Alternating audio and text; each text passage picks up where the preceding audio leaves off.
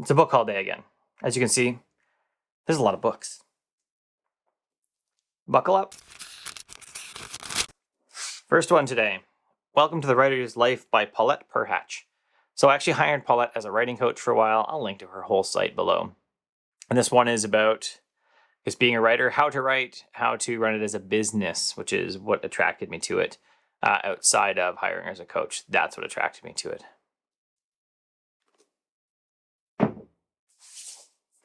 Number 2. Why do so many incompetent men become leaders? So I've got a book back here called Misogyny as well. That is probably going to be my next book after I finish The Underground Girls of Kabul. And this just seems like another good follow-up to that, because a lot of stupid men get positions that they should never get that are better suited to women. But we're better, like they're more qualified women, but because they're women, they don't get the same access to it. So that'll be an interesting one. I read it and was like, do I feel a little bit? And it's written by a guy, so that's another question. So I'll see, like, is it really going to address sexism, or is it just like, why are we promoting incompetent people? We'll find out. The Case for God. So back when I read Richard Dawkins' book, I don't know, it's silver. I forget the name of it. It'll be below. This was one that was supposed to be like a good case for why religion exists without being religious. And so, like, I go to church, I am religious, but this is a good vein for me to read down, because if I can't defend my beliefs, if I don't, or my beliefs don't stand up to like other people, when other people question me, then do I really have anything? The answer is probably no. So instead of getting offended, let's dig in deeper and see what they have to say and learn from it.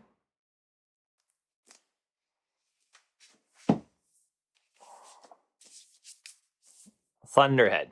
I don't even know. This is actually the second book in a series, so I'm probably going to wait for the first one. This is just a fiction book that I came across, honestly, sometimes months ago, because this goes to the used bookstore and they send me a book every so often. They're like, oh, here's a book. I got one yesterday. They called me and said, hey, I have this book called Pets, and they couldn't even pronounce the author's name. And I was like, oh, okay. When did I put this in? They're like, oh, 6 months ago. Well, I probably wanted it, so I'll go pick it up tomorrow. That's another one of these. I don't know. It's called Thunderhead by Neil Schusterman. I feel like I heard it from Ariel Bissett, who is a YouTuber. So maybe that's where I heard it from. I'm not sure. But that will go into my fiction shelf, and I will read it at some point. I'm actually reading back through Brandon Sanderson's like The Way of Kings, Oathbringer. I'm on the 3rd book, because he's supposed to come out with another one in October. And I would like to just have the series more recently read.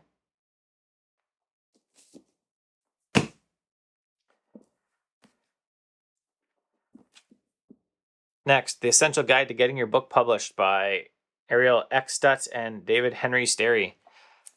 Again, I don't know why I got this one, to be honest, except that I do want to publish some books, and I do want them, I want to publish books, I want to publish them well. So this is just like one on my shelf as I'm coming up to publishing another book, which probably won't be for a little bit, but one that I wanted to have around to read as a reference material. And it gets lots of good reviews, if I remember now. It got recommended a bunch of times, and so I just picked it up. I generally have a rule: if the book gets like more than 1 or 2 recommendations, I try to buy it, which is why I have 260 books sitting around on shelves.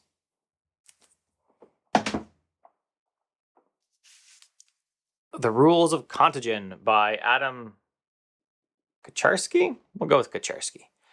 So given the pandemic we're in, this sounds like, hey, Curtis, you bought a book about the pandemic. And I actually ordered it. I don't remember when now. I think I ordered it before Christmas. So one book I read, it was called Connected. And Connected talks about viruses in some ways, or how people get sick. But it's how we're all connected. And I think I heard of that, through that, as I was doing more research for that, I heard that this was coming out. But anyways, it's a really, it's a timely book because of all these things. Everything that's going on. So that's it. Why things spread and why they stop. So it'll be fairly similar to the book called Connected, which I did a review on. I'll link up above.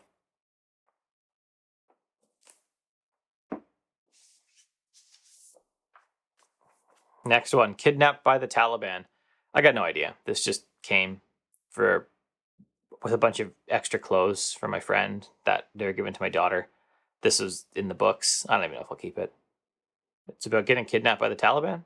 That's all I got for you. And it's by Dilip Joseph, MD, with James Lund. I don't know what this is about. Let me see. Oh, 2012, medical doctor Dilip Joseph and 2 colleagues are driving back to Kabul and they get kidnapped. Well, we'll see. My father-in-law, I know he'd love a book like that, so I might just keep it around to let him read it, and then I don't care if I get it back, I don't think.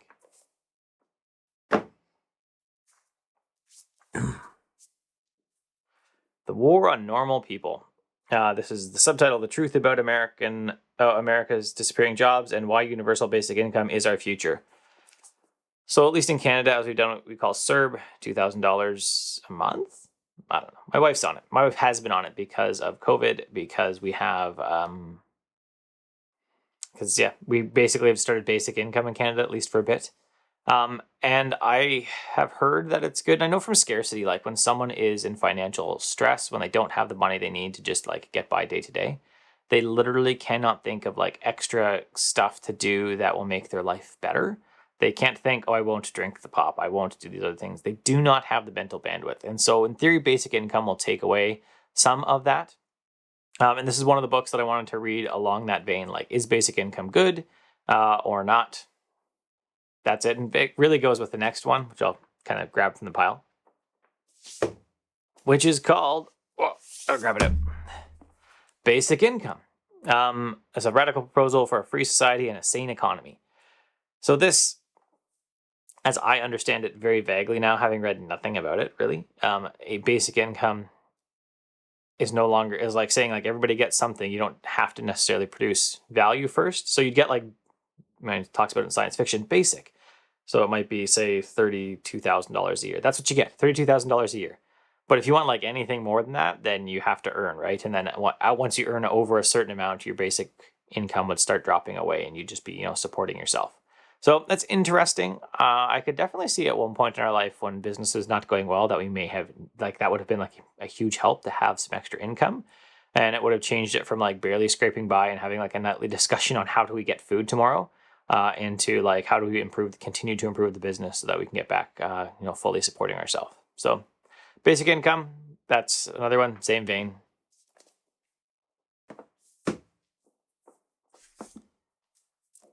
Shifts by Hugh Howey. Fiction. This is about some people living in a silo. I have read the series twice. I've got it on Kindle. Now I've got the whole series in paperback. Although I think this is a different size than the other two I own. We'll see. I'd really prefer it in hardcover, I think. But we'll read this. This is, again, it's 3 books about people living in a silo. And how they got there, and actually multiple silos you find out eventually. And I don't want to give away anything else. It is good. I've read it I read it probably twice already, and now I own the other 2. I found them cheap in Kelowna a couple months back. And I found this one used sitting at the bookstore when I made my appointment with myself and my daughter last weekend. So we'll finish it. We'll read this series again, I'm sure. And I've read it multiple times. So, investing in it again is totally cool with me.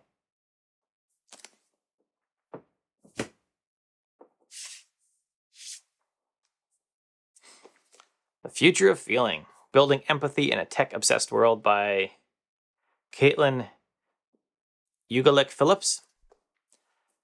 Another thing I read about, like another vein that I'm discussing or like reading into regularly, is how technology is affecting us, right? Digital Minimalism was one of those books. The Shallows was another one I read quite a while ago.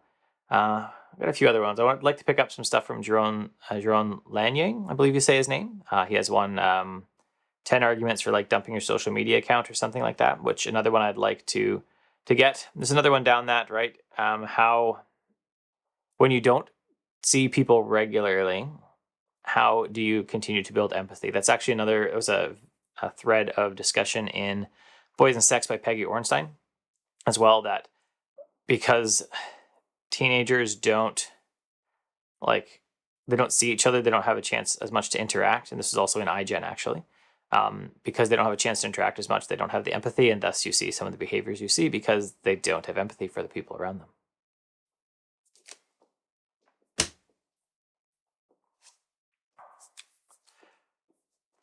Another one I picked up maybe 2 appointments ago. I've got 3 kids. I've had 3 appointments at my local bookstore. How to Be an Antiracist by Ibram X. Kennedy.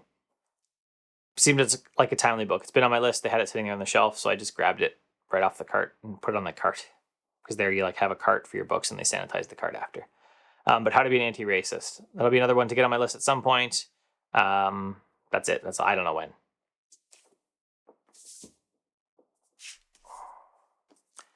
ADHD Nation by Alan Schwartz.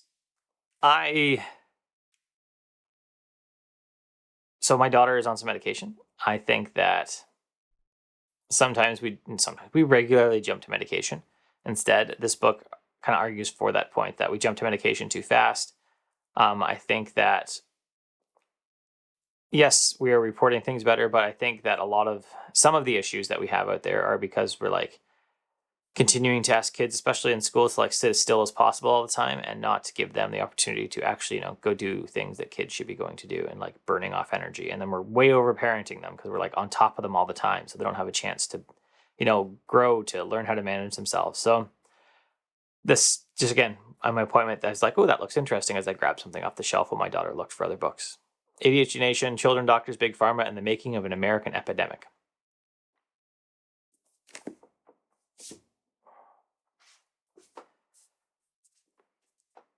Next up, I'll Carry In by Abriana Leeming.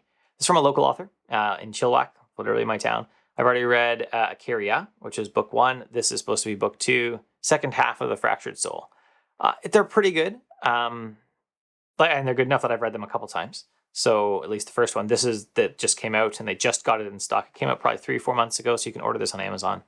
But we just got it in stock locally, and I bought it locally from like the local section because I wanted it. So she's local enough. She actually works at the bookstore. I know a couple of her friends. We have mutual friends, so I got to talk to like the pre-readers.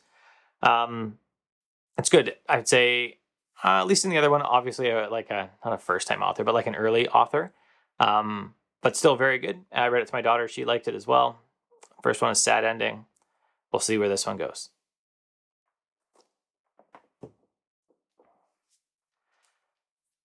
21 Things You May Not Know About the Indian Act by Bob Joseph. So, again, as I've been reading, around First Nations issues, which I've been doing for a good chunk of this year and last year already. This is one that came up from Christine Scott. Hi, Christine, if you watch this. I don't think you do.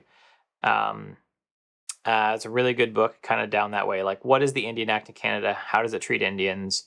So these are things I may not know about the Indian Act. So I know, like, long ago, it used to be like, if you were Indian, you couldn't have a powwow. Unless white people wanted to see it. So you could do it for like government events, but you couldn't actually, do your own thing for yourself. You had to do it because the government wanted you to. So that's one thing. I have no idea if that's in here, but that's just another book to educate myself about the Indian Act. Well, in the final book, Flow, and I don't even think I can say the name. Mahali Sismahali, I think how you say it. Oh, can you get it? Nope, it's not going to focus on it. Flow, this gets recommended all the time in like productivity books, anything like that. I've wanted to pick it up for a while. I finally just put it on order at the bookstore. So Flow, we'll read that for more productivity stuff. That's it. I don't even know how many books I talked about today, but that's my latest haul. Now I can file them on shelves, which will be cool. And probably return some. I think I'm out of shelving now, actually. But we'll deal with that one. If you liked the video, thumbs up below. If you loved it, you subscribe, hit the bell so YouTube lets you know what's happening. And then you can support the channel, support my book buying habit, I guess, by going to patreon.com/CurtisMcHale. Have a good day.